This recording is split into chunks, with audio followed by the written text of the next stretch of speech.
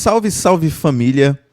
Antes de você começar esse vídeo, deixa seu like, se inscreve nesse canal e compartilha esse conteúdo com o máximo de pessoas que você puder. Eu me chamo Fábio, sou professor de filosofia e hoje nós vamos analisar um elemento que foi muito importante, que é muito importante para o futuro próximo, mas para o futuro da política brasileira.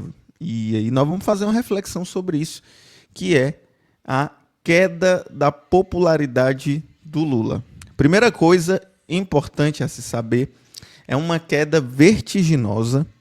Essa queda na popularidade do Lula é a maior queda de popularidade do Lula em todos os seus mandatos.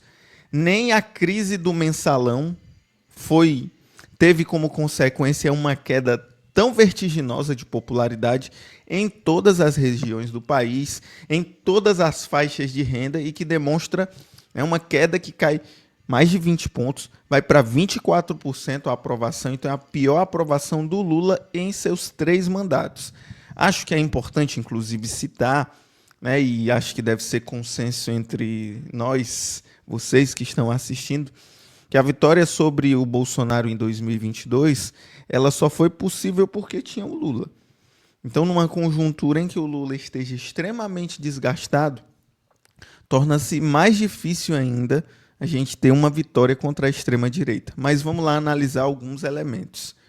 Acho que essa pesquisa tem como resultado, primeiro, o elemento da crise da inflação de alimentos. Quem vai ao supermercado observa, por exemplo, uma alta gigantesca no preço de alimentos. Acho que o principal símbolo disso é a alta do preço do café.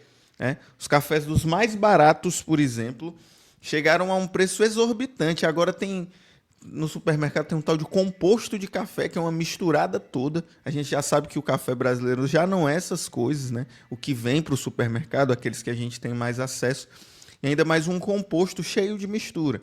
Então, o café está muito caro.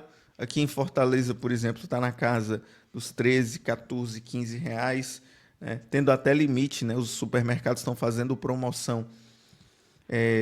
E você tem limite para comprar esses cafés, então tá muito caro. Outros itens da cesta básica.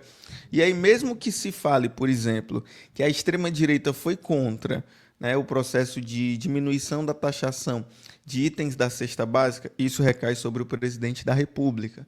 Mesmo a gente citando que o agronegócio, o Brasil é o maior produtor de proteína animal, que o grande agronegócio, que o agronegócio brasileiro tem mais intenção, produz esses alimentos com o intuito de exportar, porque quer ter a valorização do dólar, por exemplo, isso recai sobre o presidente da República. Então, acho que a inflação de alimentos ela é um fator extremamente preponderante. Outro fator importante que nós podemos citar nesse caso é referente à questão da taxação do Pix.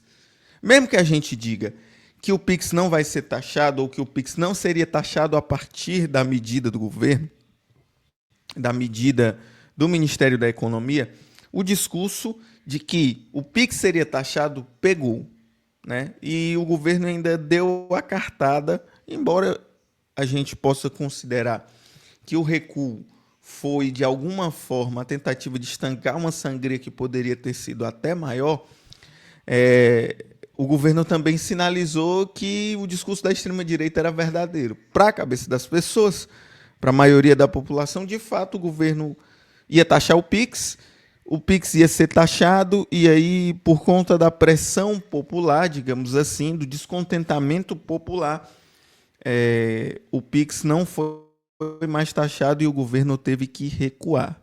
Então, isso é um fator preponderante.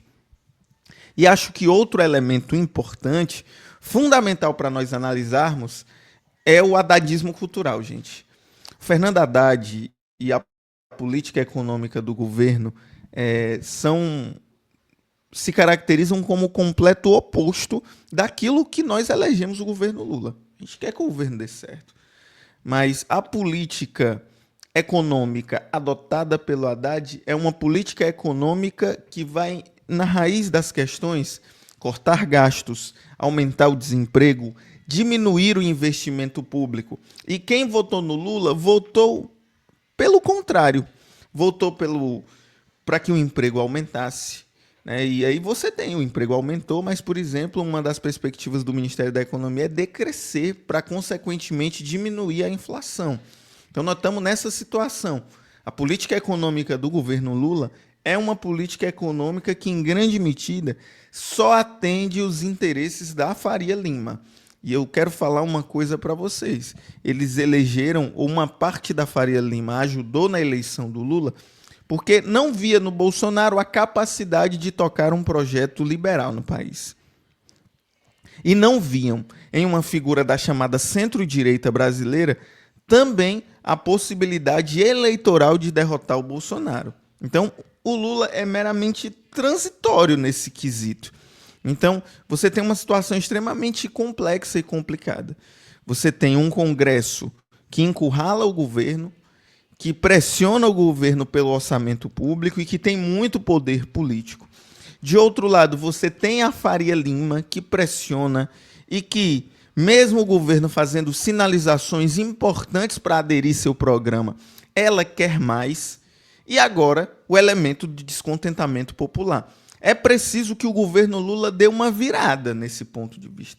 Vire a sua política econômica, vire a sua política de comunicação para que nos próximos anos o Lula torne-se um candidato viável para ganhar a eleição, para derrotar a extrema-direita. Então você tem três elementos. Um Congresso que é cada vez mais forte, mais ideológico, não dá mais para chamar essa galera de centrão. Segunda coisa é que a Faria Lima quer pressionar e pressiona muito, mesmo o governo apresentando, de alguma forma, sinalizações à Faria Lima. A crise, o discurso da crise de que o Brasil precisa conter gasto público é um discurso que permanece no imaginário, nos mercados, desde 2015, gente. Então o Brasil não saiu, eles querem mais. E por último, você tem essa questão que envolve, digamos assim, o descontentamento popular com o governo. Então, o governo precisa necessariamente dar uma virada. O haddadismo vai colocar o governo, vai afundar o governo. Por quê? Nem vai fazer a Faria Lima ceder a pressões, não vai fazer a Faria Lima parar de pressionar o governo por ataques vertiginosos à classe trabalhadora, não vai fazer com que o Centrão se contenta com a divisão de cargos, porque hoje eles têm muito mais poder orçamentário do que está ocupando o ministério. O governo Bolsonaro foi ruim para o Brasil em vários quesitos, e nesse foi um dos piores. Um governo fraco que entregou ao Congresso Nacional o poder de decisão sobre parte do orçamento público. E outro elemento é que não vai angariar apoio popular. Porque essas medidas de contenção de gastos de caráter fiscalista, que não solucionam os reais problemas da vida do nosso povo, não vão ter efeitos no cotidiano. Os efeitos no cotidiano serão esses: diminuição nos investimentos públicos, diminuição, consequentemente, se você tem menos investimento público, você vai ter diminuição do crescimento econômico, você vai ter diminuição do poder de compra da classe trabalhadora, e isso vai gerar descontentamento popular.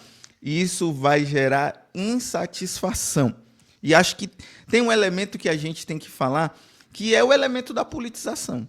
O governo trabalha muito mais para uma politização à direita, infelizmente, do que à esquerda. Então é preciso o governo dar uma virada do ponto de vista de sua política ao preço da gente retornar a ter um governo de extrema direita no Brasil. E tudo isso, gente, vai ter como consequência a pressão ainda maior pela anistia do Bolsonaro.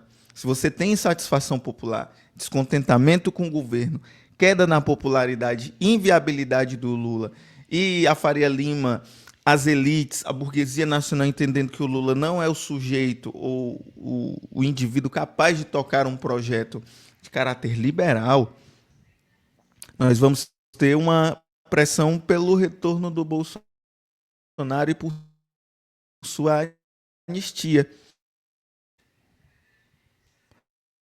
Vamos levar em consideração, viu? O agronegócio, o mercado, a Faria Lima, a grande mídia não tem preocupação alguma com democracia, povo trabalhador. A Faria Lima e esses setores não têm interesse nisso. Eles não estão nem um pouco preocupados com a democracia, com esses valores. Eles estão preocupados se o lucro deles, no final das contas, vai ser o que eles se planejaram a ter. Então, se o Lula não se demonstrar viável também para esses setores, nós vamos, infelizmente, ter uma pressão ainda maior. É isso, gente. Se inscrever no canal, né? Se inscrever, ativar notificações, o sininho, para essa mensagem chegar a mais pessoas. Porque eu não estou aqui dizendo, inclusive, porque eu sou uma pessoa, o governo tem que dar errado. Não, se o governo der errado, quem vai pagar é o todo o Brasil.